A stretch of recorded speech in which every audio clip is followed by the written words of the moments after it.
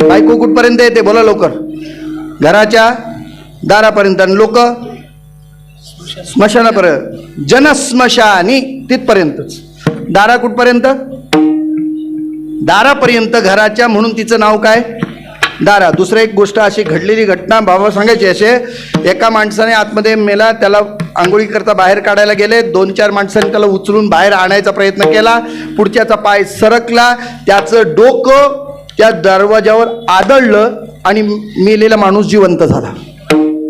तो म्हणतो मला नेता कुठं? सगळे घाबरले, पळापळ सुरू झाली. अरे मेलेला जिवंत झाला. मग काय झालं?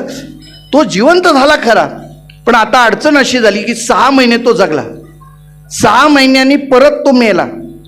त्यावेळेला मात्र बाहेर काढताना ती बायको पहिली दारात उभी राहिली, म्हटली इथून जरा सावकाश न्या, आता तरी कळलं असेल तर बरं होईल. भार्य गृहदारी बस इथपर्यंत. अहम दारा द्रव्य हा सुद्धा पाश आहे. अहम दारा द्रव्य पाश. स्वजन गृह, स्वजन पाश आहे, गृह घर पाश आहे, स्वजन गृह पुत्र पाश आहे, आणि आशा पाश 7वा. काहीच कळलं नाही तर हा आशा 7वा आहेच. म्हणजे हे आशा वगैरे ही जे आहेत ते भक्ती संप्रदायातून निघून जातात. म्हणून आस, भय, भीती सुद्धा राहत नाही. नामस्मरण केल्याचा परिणाम हरी उच्चारणी मंत्रपै पळे भूतबाधा भेणे तेणे, म्हणून भीती राहत नाही. चला, भीती न राहण्याचं कारण काय? तुझं माझं नाही भेद, देवापर्यंतचा योग येतो, किंवा जे जे भेटे भूत ते मानी जे भगवंत, हा एक निश्चय भाव तयार होतो. म्हणून आशा, भय, पुढे लाज, लाज शिल्लक राहत नाही, पुढे चिंता. सांप्रदायिक अशी विचारधारा आहे, माणसाने चिंता करू नये, त्याच्याऐवजी चिंतन करावं. मग काय होईल? तुझी चिंता त्यासी सर्व आहे. मग या सगळ्या गोष्टी जर प्राप्त करायच्या असतील तर चिंताही बाजूला ठेवली. आशा, भय, लाज आड नये चिंता, आईशी तया सत्ता समर्थाची. या भगवंताची सत्ता इथं चालते. तो सत्तेनं परमात्मा तुमच्या माझ्या अंतरंगातल्या ज्या विचार इच्छा आहेत त्या पूर्ण करतो. फक्त काय करायला पाहिजे त्याच्यासाठी बोला ना. पहिलं चरण काय करायला पाहिजे त्याच्यासाठी? नामाचा गजर करायचा. कसा करायचा तो? विठोबार कुमाये जय विठोबार कुमाये जय विठोबार कुमाये जय विठोबार कुमाये जय जय विठोबार कुमाये जय जय विठोबार कुमाये जय विठोबार कुमाये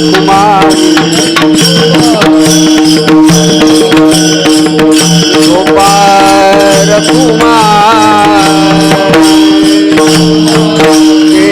विठोबार कुमाये जय जय विठोबार कुमाये जय जय विठोबार कुमाये कुंडली गौरधर ज्ञानदेव विठोबार कुमाये जय जय जय विठोबार कुमाये जय जय विठोबार कुमाये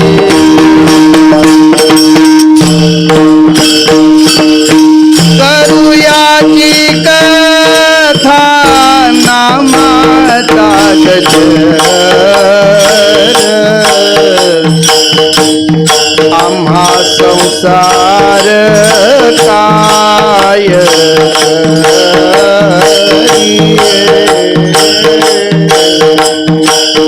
म्हणू हरिचदास लेऊती भूषण तापे कळी काय दया देणे म्हणू हरिचदास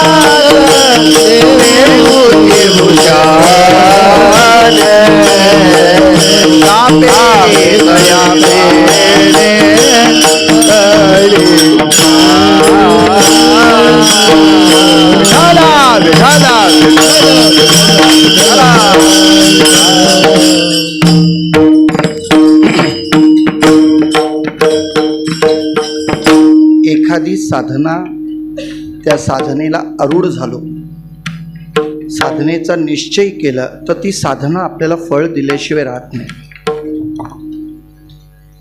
पाण्याचा थेंब नळातून खाली पडता पडता पडता त्याचं सातत्य इतकं असतं की सारखं पडून पडून त्या पाण्याला काही वजन नाही त्या थेंबाला, पण सातत्य राहिल्यामुळे खाली असलेल्या लादीला सुद्धा काय होतं, छेद देतं.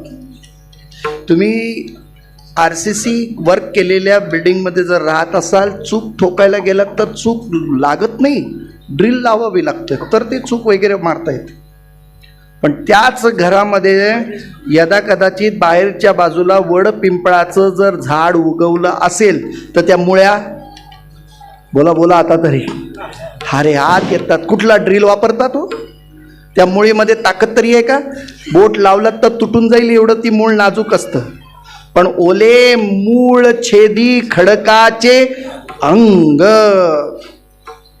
तो खडक कठीणातला कठीण, त्याला सुद्धा तोडण्याची ताकद आहे. तसा नेम कोणताही करा, साधा करा, सोपा करा, पण कायमस्वरूपी असलंय. तुका काय म्हणणे, पडता जड भारी नेमा नेमा न टळे निर्धारी, हाची नेम आता न फिरे माघारी. म्हणून पंढरीचा वार करी वारी चुकून दिया, नेम आहे हा, नेम आहे.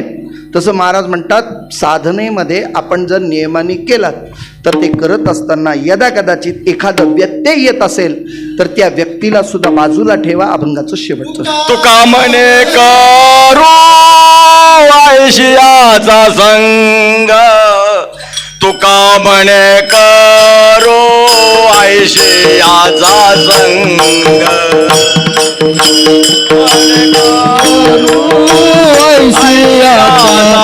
संग तुका म्हणे करो आयशियाचा संग, तुका म्हणे करू आयशियाचा संग, तुका म्हणे करू आयशियाचा संग, तुका म्हणे करो आयशियाचा संग, तुका म्हणे करो आयशियाचा संग.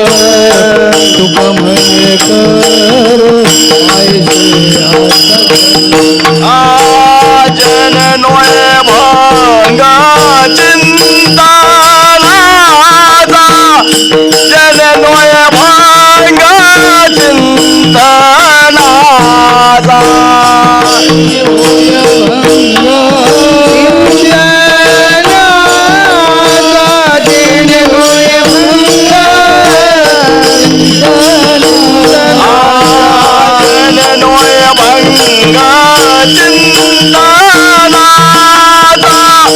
जननोय भंग चिंतनाचा,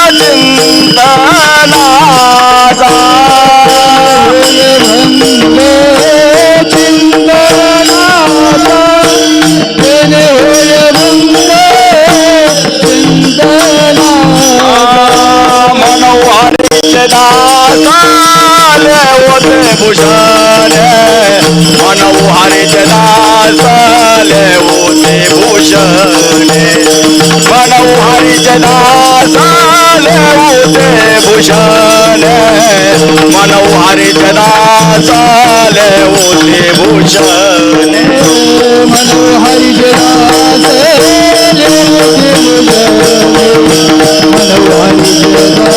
होते भूषण,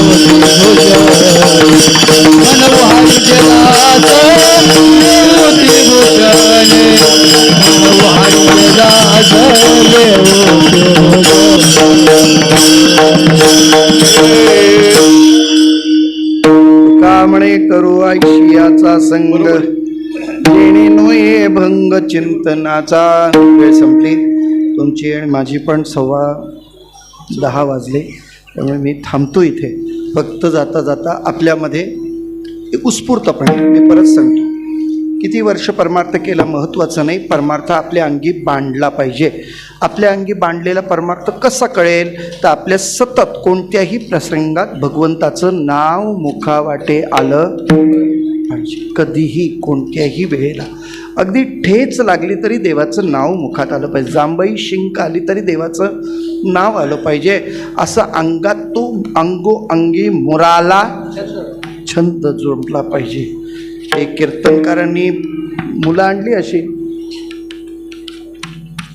नामस्मरण सुरू केलं, सप्त्याला सुरुवात झाली, रात्री सगळे झोपले, मुलं पण झोपली. तो पारा घ्यायला कोणच नव्हता. ते आले ग्रामस्थ, म्हणाले अहो पारा कुठं आहे महाराज, तुम्हाला कॉन्ट्रॅक्ट दिला होता. ते म्हणे सगळे पारा चालू आहे, ही मुलं झोपलीत, ते पाराच करतायत. म्हणे अहो झोपून कधी कोण पारा करतो काय? म्हणे बघा तुम्ही पाहिजे तर पारा चालू आहे, कुठल्याही मुलाच्या पायावर फटका मारा. त्यांनी काठी घेतली, एक मधल्या मुलाच्या पायावर फटका मारला. पोरगं उठलं पण शिव्या देत नाही, रामकृष्णारी रामकृष्णारी म्हणत उठलं. याचा अर्थ अखंड चिंतन हा पारा चालला पाहिजे. तसं तुमच्या आणि माझ्या जीवनात कोणतंही कितीही बाका प्रसंग येऊ द्या, भगवंताचं मुखात नाव आलं पाहिजे. ही साधना तुमच्या माझ्याकडनं घडली पाहिजे. आणि या साधनेसाठी जर व्यत्यय येत असेल, तर एखादी व्यक्ती असेल तर तिचा संग सोडा. म्हणजे तिच्यामुळे जर परमार्थात बाधा येत असेल तर परमार्थ त्याला बाजूला ठेवा आणि परमार्थ करा. हा त्याचा आग्रह आहे. आणि या आग्रहापोटी झालेली सेवा भगवंत चरणात समर्पित करतो. आपणा सर्वांच्या देवतुल्य, ऋषितुल्य, पितृतुल्य, मातृतुल्य आपणा सर्वांच्या पवित्र चरणाला प्रणिपात करतो. उपस्थितांमध्ये सुंदर गायनाचार्य, मृदुंगमणी, कथा कीर्तनकार, प्रवचनकार मंडळी या ठिकाणी उपस्थित आहेत. अनेक मान्यवर आहेत. एकाचं नाव उच्चार करायला घेतलं आणि एकाचं राहिलं तर म्हणतील महाराज तुम्हाला मी दिसलो नाही काय, तुमच्या समोर बसलो होतो तरी नाव घेतलं नाहीत, असं व्हायला नको. म्हणून सर्वांप्रती आदर व्यक्त करतो. आपणा सर्वांच्या पवित्र चरणाला प्रणिपात आणि वाणीला पूर्णविराम. ज्ञानेश्वर माऊली ज्ञानराज माऊली ज्ञानेश्वर माऊली ज्ञानराज माऊली ज्ञानेश्वर माऊली ज्ञानराज माऊली ज्ञानेश्वर माऊली माऊली. विठ्ठल जय जय विठ्ठल, जय जय विठ्ठल, जय जय विठ्ठल, विठ्ठल जय जय विठ्ठल, विठ्ठल जय जय विठ्ठल, जय विठ्ठल जय जय विठ्ठल, जय जय बोलेले पुरे देवा तुडे उत्तरा क्षमा पराज महाराज सिद्ध. हा नाही उच्चारिला अधिकार मी आपुला, क्षमा पराज महाराज तुका म्हणे ज्ञानेश्वरा राखा पायापैकी क्षमा